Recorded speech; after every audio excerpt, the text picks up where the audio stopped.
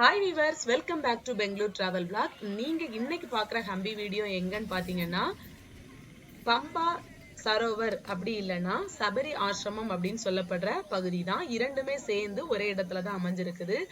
எல்லாருக்குமே தெரிஞ்ச ஒரு பகுதி ஹம்பிலம் பாத்தீங்கன்னா ஆஞ்சநேயா பெட்டா அப்படின்னு சொல்லுவாங்க. ஆஞ்சநேயர் பிறந்த இடம் அப்படின்னு கூட சொல்லுவாங்க.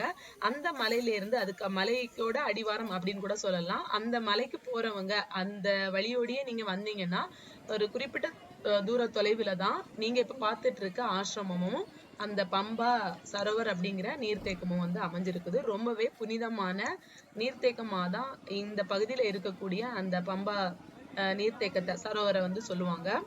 பம்பா அப்படிங்கிறவங்க பார்வதி தேவியோட அவதாரமா இந்த பகுதியில பிறந்து சிவனை நோக்கி சிவனை திருமணம் செய்யணும் அப்படிங்கிறதுக்காக அவங்க தவம் செஞ்ச இடமாகவும் இந்த இடத்த சொல்லுவாங்க. சபரி அப்படிங்கிறது பெரும்பாலும் ராமாயணம் படிச்ச நிறைய பேர்த்துக்கு தெரிஞ்சிருக்கும். சபரி அப்படிங்கிற வயதான பெண்மணி ராமரோட வரவ எண்ணி மாத்தங்கா முனிவரோட சீடரா இருந்தவங்க தான் அவங்க.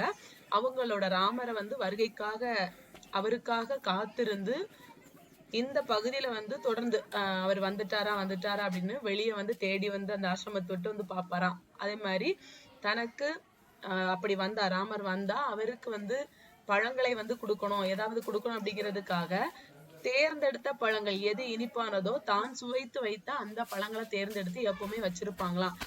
ராமர் எல்லாருக்குமே தெரிஞ்சிருக்கும். அந்த பகுதியில ராமர் சீதாவை தேடி வந்துட்டு இருக்க நேரத்துல சபரி அப்படிங்கிற இந்த ஆசிரமத்துல இருந்து அந்த பெண்மணியும் ராமரை பார்த்ததாகவும் கதைகள் கூறுது. அப்படி அந்த கதை நிகழ்வு நடந்த இடம் தான் இங்க இருக்கக்கூடிய அந்த ஆசிரமமும் இந்த இடமும் சொல்லுவாங்க. அப்படி ஒரு புனித தன்மை வாய்ந்த இடம் தான் இந்த இடம். நிறைய பேர் நம்பி வரவங்களுக்கு ஒரு ஹிடன் பிளேஸாக தான் இந்த பகுதி இருக்குது. சில பேர் தெரிஞ்சவங்க மட்டும்தான் இந்த பகுதிக்கு இந்த இடங்களெல்லாம் எக்ஸ்ப்ளோர் பண்ணிட்டு போறாங்க. இந்த இடத்துக்கு வந்தீங்கன்னா நிறைய குரங்குகளை பார்க்கலாம். இந்த குரங்குகளுக்கு ஃபீட் பண்ணவும் செய்யலாம். நிறைய இடங்கள்ல நம்மள ரொம்ப அட்டாக் பண்ணும் குரங்குகள். இந்த குரங்குகள்லாம் ரொம்ப சைலண்டாவே தான் இருக்கும்.